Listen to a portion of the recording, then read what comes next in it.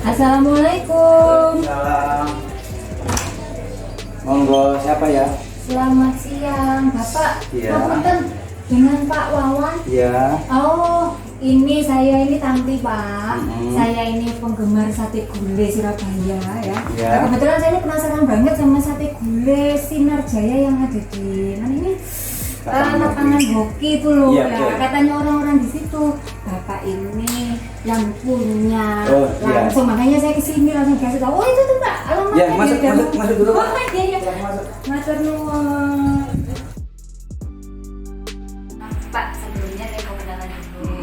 Saya ini kan itu tadi yang saya bilang, saya penggemar sate gulai. Iya. Nah, kebetulan saya juga kok banyak teman-teman saya yang bilang kalau sate Sinar Jaya di situ itu enak tenang, gitu loh, Pak.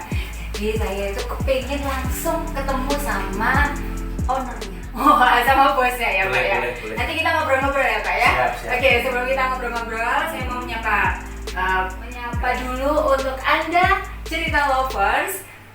Episode kali ini saya mengajak kembali cerita lovers untuk menikmati kuliner dari Surabaya yang sepertinya memang sudah terkenal gitu ya. Sate gulai Sinar Jaya yang ada di dekat lapangan hoki seputaran Jalan Dharmawangsa. Nah, nanti kita akan ngobrol-ngobrol dengan Bapak Wawan. Ini beliau adalah pemilik Sate Gulai Sinar Jaya. Siapa beliau, bagaimana kiprahnya, dan apa saja keluh kesahnya selama pandemi. Nanti kita akan simak bareng-bareng. Jangan kemana-mana, tetap di Cerita Wanita Channel. Oke, cerita lovers, kita kembali lagi bersama saya Tanti dan Bapak Wawan ya. Pak Wawan mungkin bisa berkenalan dulu sama ini. Oh iya. Cerita lovers. Nama Silakan. saya Pak Wawan. Asli Bojonegoro. Oh, Bojonegoro. Sekarang sudah jadi orang Surabaya. Berktp Surabaya, jelasnya. Usaha di Surabaya. Oke, ya. Itu tadi usahanya Pak Wawan adalah pemilik Sate Gulai Sinar Jaya yang sudah terkenal ya. Betul. Pak, pertama kali Sinar Jaya ini ada. Cerita dong Pak, ini awalnya itu kan pemiliknya paman saya. Iya. Terus pertama jualnya di pinggir jalan. Terus ada gusuran. Oh. Itu awalnya tahun 1993. Jadi usaha ini mulai ada tahun 93 Iya. ya? Terus pada tahun 2000 itu ada apa namanya? Gusuran Iya. dari pihak Pemkot. Iya. Terus kita relokasi ke sampingnya, ada gang itu, ada lahan kosong. Iya. Terus kita bikinlah itu, buat itu di atasnya kasih base, penutup namanya. Iya. Terus sementara tinggal di situ. Terus lama-lama agak diperbaikin. Terus sampai sekarang ini. Sampai sekarang ya, alhamdulillah. Pak, jadi kalau saya hitung mundur dari tahun 93 sampai sekarang sudah 2021 ya. Udah cukup panjang perjalanannya Bapak ya. Suka duka mulai zaman keemasan sampai sekarang masuk ke pandemi seperti ini ya Pak ya. Ya pastinya kan naik turun ya Pak ya. Untuk omset, untuk apa ya? Pengunjung yang datang ke sana. Kalau dulu orang bisa beli dan duduk di sana dengan rame gitu, sekarang udah nggak bisa lagi ya Pak ya. Iya. Nggak bisa makan di tempat udah nggak bisa ya Pak ya. Sebebas dulu. Nggak bisa sebebas dulu ya Pak ya. Boleh tahu Pak, kira-kira omsetnya itu gimana Pak sebelum dan setelah pandemi ini Pak? Jauh Mbak, omsetnya menurun drastis. Drastis. Waduh. Sampai berapa Pak? Berapa persen Pak penurunannya?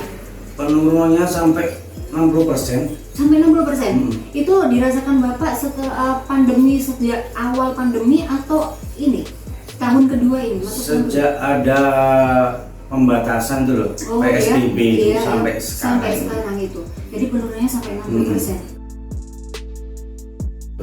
Bapak boleh tahu karyawannya berapa Pak? Ada 10. 10 orang karyawan. Sampai sekarang masih tetap itu bertahan 10 orang? Alhamdulillah masih tetap 10, nggak sampai puncak. Alhamdulillah ya Pak ya. Jadi meskipun dalam kondisi seperti ini, Bapak masih tetap bertahan dengan 10 orang karyawan itu meskipun penurunan drastis untuk Iya. omsetnya sampai 60%. Sebenarnya ada wacana untuk mengurangi karyawan, Iya. tapi gimana ya? Kasihan. Iya. Sudah masa begini, masa harus nggak kerja, kan Iya. kasihan. Sedangkan keluarga di rumah mengharapkan. Iya, betul sekali ya. Pak, sepanjang sejarah perjalanan itu Pak, omset tertinggi, boleh deh Pak kasih nominalnya Pak? Kalau omset tertinggi sebelum pandemi itu Bisa sampai berapa Pak? paling ramai itu pas puasa, Mbak. Iya? Bisa sampai kotor nih, Mbak ya. Iya. Bisa sampai 10 juta. 10 juta dalam Dalam 4 sore sampai jam 11 malam. 10 juta Bapak? 10 juta. Wow. Itu sebelum pandemi ya Pak ya? Sebelum pandemi. Puasa ya Pak Puasa. ya? Dalam 1 hari ya Pak ya? Dalam 1 hari. Dalam 1 hari ya? Ya bukanya kan puasa kan kita sore. Iya. Jam 3 persiapan, jam 4 buka, jam Iya. 11 tutup. Oh. Kalau sekarang Pak? Aduh, sekarang nggak bisa diomongin lah. Nggak bisa. Kurang lebihnya Pak, kurang lebihnya. Aduh, Pada saat benar-benar rame, berapa omsetnya? kalau sekarang ini Ya. dapat 2 juta aja udah alhamdulillah. Alhamdulillah ya. Bener-bener drastis. Oke. Itu tadi cerita lovers ya. Kita sangat tahu tadi mungkin itu cuman nilai kasar aja ya Pak ya, kurang lebihnya ya. Dari yang sebelum pandemi omset per hari bisa sampai 10 juta, sekarang hanya sisa 2 juta ya Pak ya. Tapi masih tetap alhamdulillah Pak ya. Alhamdulillah, Bersyukur ya bersyukur Pak ya. ya. Bersyukur ya. Iya Pak Wawan, kalau tadi Pak Wawan sudah sampaikan bahwa sekarang ini omset tertinggi ya itu sekitar kurang lebihnya 2 juta ya. Sementara Bapak juga tidak mau mem-PHK karyawan. Nah, ini bagaimana cara Bapak mensiasati kos yang harus tetap Bapak keluarkan ya dengan pemasukan yang ada penurunan drastis sampai 60% ini Pak? Kita juga ada pesanan akikoh, Mbak. Oh jadi tidak hanya Dari kita menerima pesanan Iya. akikoh, alhamdulillah adalah orang pesan, ada hajatan apalah, Iya. ada orang kematian apa gitu, masih bisa menutup itu ya biaya. Walaupun kita simpanan kadang-kadang keluar untuk nutup yang tadi itu. Oh gitu sampai seperti itu ya Pak ya. Oke, alhamdulillah ya masih Ya, alhamdulillah. masih ada pesanan-pesanan yang lainnya. Ya, Jadi untuk menutup yang biaya- penjualan tadi kita masih ada pesanan akikoh. Oke. Jadi Pak untuk pesanan-pesanan seperti itu biasanya Bapak juga untuk menawarkannya itu pakai online atau gimana Pak untuk promonya? Kita promonya itu dari mulut ke mulut. Oh, jadi masih pakai sistem dari mulut ke mulut ya Pak ya? Alhamdulillah masih kuat itu. Alhamdulillah. Oke, asik sekali bincang-bincang kita siang ini ya Pak Wawan ya. Iya. Saya juga belajar banyak dari sosok Bapak Wawan ini yang ternyata dalam kondisi apapun ya, Pak Wawan selalu mengingat bahwa kebersamaan dengan orang-orang yang selama ini membuat kita berhasil ya. Iya. Tetap dijaga seperti itu ya Pak ya. Mungkin Bapak punya harapan Pak ya dalam kondisi pandemi yang kita masih belum tahu sampai kapan ya. Sementara juga kita tidak berjuang sendiri, ada karyawan dan keluarganya yang ada di belakang Bapak yang ikut membersamanya. Harapan Bapak apa? Harapannya semoga pandemi ini segera berakhir. Amin, amin Kita semua juga berharap begitu tentunya. Dan bisa kembali beraktivitas seperti semula. Bisa semuanya kembali normal kayak dulu lagi ya. Pak? Betul. Ya.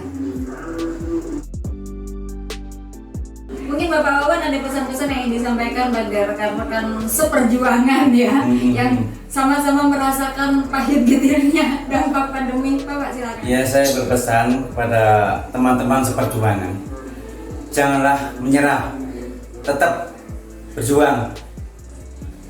Karena kita nggak sendiri, semua kena dampaknya. Dan kalau punya karyawan, janganlah dipecat lah. Soalnya keluarga menunggu semua di rumah. Itu aja. Iya, jadi jangan seperti gini ya Pak, istilahnya habis manis apa dibuang gitu ya Pak ya. Betul, Ya, betul. lagi enak-enaknya, lagi jaya-jayanya gitu ya. Terus begitu sekarang kondisi seperti ini, ya mau nggak mau sudah gimana lagi. Akhirnya seperti itu ya. Iya. Jalan pintasnya atau jalan keluarnya akhirnya harus sampai hafal. Iya. Padahal sebenarnya mungkin masih ada jalan lain yang kita bisa tempuh selain untuk memutus hubungan kerja. Duh, terima kasih banyak Pak Wawan. Sama-sama. Ya. Ini juga mungkin bisa jadi inspirasi buat semuanya ya, khususnya untuk penonton cerita lovers yang juga punya usaha, entah usaha apapun itu ya, bahwa keberhasilan kita itu sebenarnya juga didukung oleh doa-doa karyawan dan keluarga. Betul, betul sekali. Betul sekali Betul. ya. Itu tadi cerita lovers ya. Bincang-bincang saya dengan sosok Bapak Wawan. Beliau adalah pemilik Sate Gulai Sinarjaya yang ada di seputaran Jalan Dharma Wangsa. Mudah-mudahan dari sedikit cerita kita bisa mengambil banyak hikmah, kita bisa mengambil banyak pelajaran untuk menjadikan kita lebih baik ke depannya. Sekali lagi terima kasih sudah menonton channel ini. Jangan lupa subscribe, like, comment, and share jika Anda merasa konten ini bermanfaat. Saya Tanti pamit, sampai jumpa.